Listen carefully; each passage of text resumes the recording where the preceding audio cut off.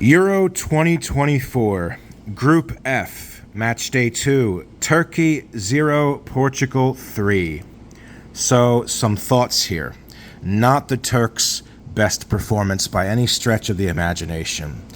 I think for Turkey, the defense, so far from what I've seen across two match days, is one of the most frail at these Euros, maybe apart from Kadioglu. Most of the center backs here are way out of their depth, and they were out of their depth in this encounter. I do understand that Vincenzo Montella is still experimenting with the lineup. Maybe it'll pay dividends for Turkey at the end of the groups. I'm still somewhat of a believer in Montella. I think Turkey are still in a driver's seat to finish in second place. There is some spark in midfield for Turkey, but Calhanoglu was dire today, and it's not a big surprise when the captain is missing from the team, ends up looking really poor. It's unfortunate because Turkey's really missing, I think, the presence of Soyuncu. He got injured a few weeks ago. Otherwise, he would have been a starter. He would have had something to contribute to this team, in my opinion. When I heard that Arda Güler was not starting, I thought Montella would go for a defense-heavy lineup and try to get away with a draw. Instead, we got whatever this was, which was essentially a disaster class. Maybe this was not the match to try to do experimentation, because the group was still wide open from Turkey's point of view. I think that you might want to save that for the last game if you grind out a result here against Portugal. So the approach to this game for Montella perhaps was not the best decision. Now, to be fair, Turkey did look like they were in it for the first 20 minutes until it all fell apart.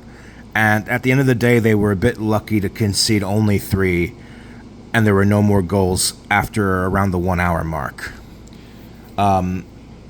This is not a great team. I'm just going to say it. I'm not trying to be harsh. It's not a great team. So the Czech Republic, of course, will have a chance on that final match day.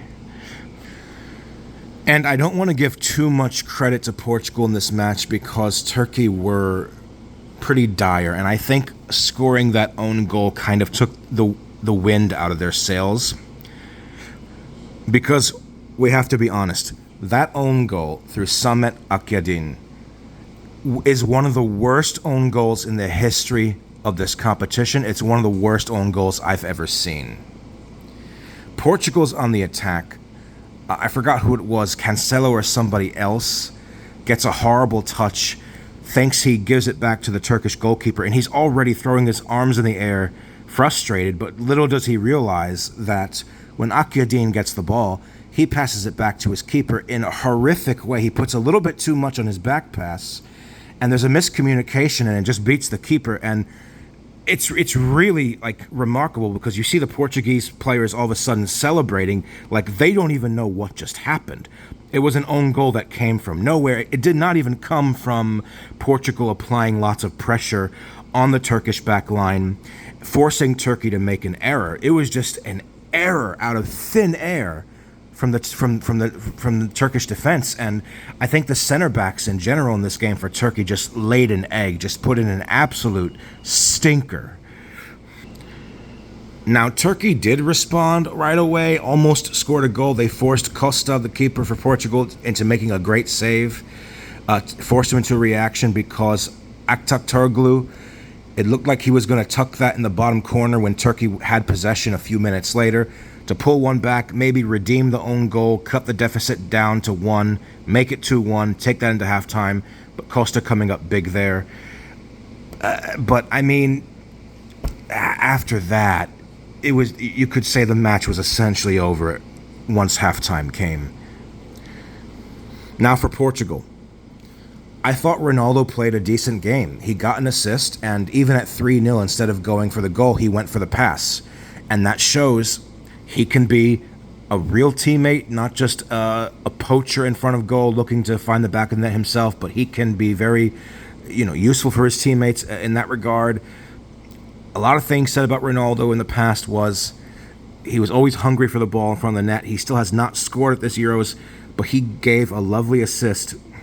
He could have tried an attempt on himself when he was 1v1 with the goalkeeper, but he laid it off, for the tap in. Ronaldo clearly does a bit more running now than he used to for Portugal, but it's clear to see his body cannot always do what his mind wants it to do. So he's sort of like evolved in his role as a player for this team, even at his age. Now, what's really promising for Portugal is that Bruno, he hasn't even been anywhere near his best yet, and yet they've still been comfortable, at least in this match. In the last 2 years or so, they've relied on him, and now they're winning matches when he hasn't had anything more than like maybe a 7 out of 10 performance. I know Bruno Fernandes has been getting a lot of criticism lately, but it is good that he got on the score sheet, and him and Ronaldo linking up together, it's nice to see, because people do underrate Ronaldo so much for his passing and playmaking abilities.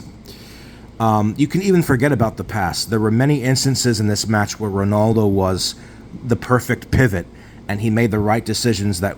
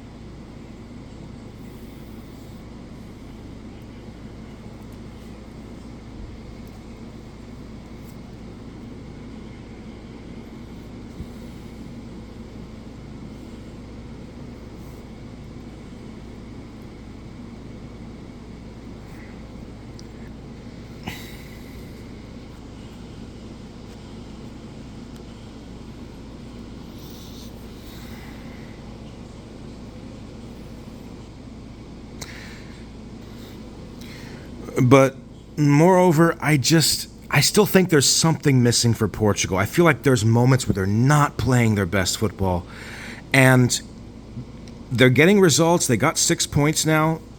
There's always still a higher gear to kick into, I feel. Maybe that'll come in the knockout phases. But they're playing in Frankfurt on July 1st against a third-place team. I wonder how Martinez will approach the Georgia game. Will he rest up players? Will Ronaldo be on the bench? Will Ronaldo play and thrive and get on the score sheet in this Euros? That remains to be seen. But it's priming up nicely for Portugal to go on a deep run, but we'll see what happens. I still don't think they have been that particularly impressive.